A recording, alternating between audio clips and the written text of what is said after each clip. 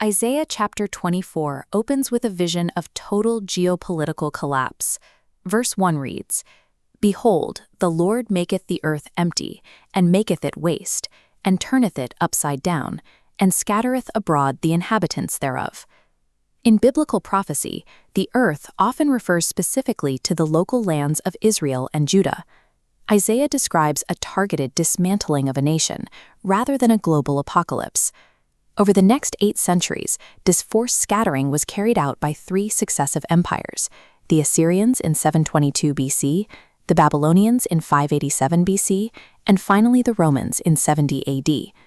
The ensuing destruction offered zero diplomatic immunity. Verse 2 warns, "And it shall be as with the people, so with the priest, as with the servant, so with his master." When invading armies breach a city's walls, wealth and social status offer no protection. From the highest religious leaders to the poorest servants, everyone faced the exact same fate of death or captivity. The decree continues in verse 3, "The land shall be utterly emptied and utterly spoiled, for the Lord hath spoken this word." While the Assyrian and Babylonian conquests removed large portions of the population, the absolute fulfillment of this utter emptying took hundreds of years. It culminated in 132 AD, when the Romans physically expelled the remaining Jewish inhabitants from Judea entirely. According to the text, this was the deliberate, divinely orchestrated dismantling of a nation, executed with precision across 3 distinct historical epochs. Isaiah describes the aftermath in verse 4. "The earth mourneth and fadeth away, the world languisheth and fadeth away. The haughty people of the earth do languish." The once proud citizens of Israel found themselves stripped of their independence, forced to endure the bitter reality of foreign slavery, while their homeland sat abandoned. Verse 5 issues this formal indictment, explaining why this happened. "The earth also is defiled under the inhabitants thereof, because they have transgressed the laws, changed the ordinance, broken the everlasting covenant." The nation had breached its foundational contract. They abandoned the specific legal and spiritual covenant established through Moses in the book of Deuteronomy. Because the contract was broken, the penalties baked into that contract were enforced. Verse 6 states, "Therefore hath the curse devoured the earth, and the inhabitants of the earth are burned, and few men left." The literal translation points to widespread death by famine, pestilence, and war, leaving only a fraction of the population alive. The complete physical and cultural collapse of Israel was the direct, unavoidable consequence of a shattered spiritual agreement. In the subsequent verses, Isaiah paints a grim picture of cultural death.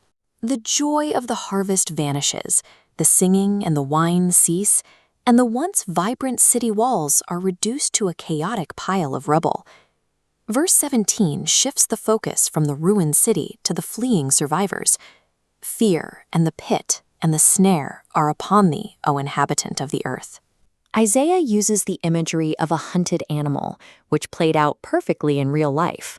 In 586 BC, King Zedekiah desperately fled the siege of Nebuchadnezzar under the cover of darkness. But he couldn't outrun the snare. Babylonian forces chased him down and captured him in the plains of Jericho. The kingdom's ultimate fate is sealed in verse 20. "The earth shall reel to and fro like a drunkard, and shall be removed like a cottage, and it shall fall and not rise again." Jerusalem had actually survived an Assyrian siege earlier in 701 BC, left standing alone like a small cottage in a vineyard. But that reprieve was temporary. The Babylonians eventually arrived to dismantle the city, and the Romans finished the job centuries later, ensuring ancient Judea would not rise again in antiquity. Isaiah used poetic warnings about snares and collapsing cottages as precise blueprints of the siege warfare, panic, and exile that would systematically erase the nation. Yet, even in total destruction, there is a margin of survival. Verse 13 promises, "When thus it shall be in the midst of the land among the people, there shall be as the shaking of an olive tree, and as the gleaning grapes when the vintage is done." When you harvest olives or grapes, a few inevitably remain clinging to the branches. In the same way, despite the massive depopulation of Judah, a small, resilient remnant of the people would be picked clean, but ultimately preserved. And this remnant wouldn't be mourning. Verse 14 says, "They shall lift up their voice. They shall sing for the majesty of the Lord. They shall cry aloud from the sea. These survivors fled across the borders, finding refuge in places like Egypt, Greece, and the islands of the Mediterranean. Instead of abandoning their faith, they celebrated the power of God who delivered them from the slaughter. Meanwhile, the empires that executed this destruction were not immune to judgment. Verse 21 declares, "And it shall come to pass in that day that the Lord shall punish the host of the high ones that are on high, and the kings of the earth upon the earth." Divine justice is strictly impartial. The Babylonians were used as an instrument of punishment, but after 70 years of their own oppressive dominance, God held their leaders accountable. The chapter closes with a cosmic shift in power in verse 23. "Then the moon shall be confounded, and the sun ashamed, when the Lord of hosts shall reign in Mount Zion and in Jerusalem, and before his ancients gloriously." The seemingly invincible empire of Babylon eventually fell to the Persians and the Medes.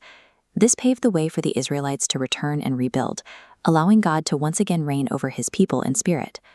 While a broken spiritual contract triggered centuries of historical devastation, Isaiah's vision proves that human empires have an expiration date. God's ultimate justice outlasts them all, ensuring that his